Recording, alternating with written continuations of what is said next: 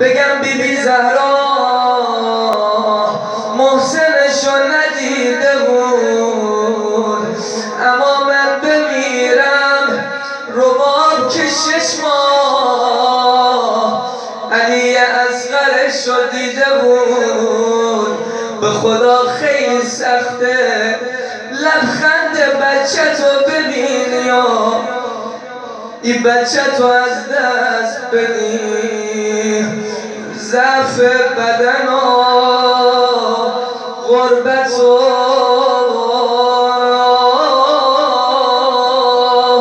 داغ غم محسن آسیب زده بر همه اعضای جوانم،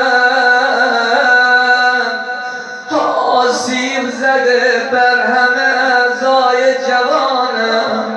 یا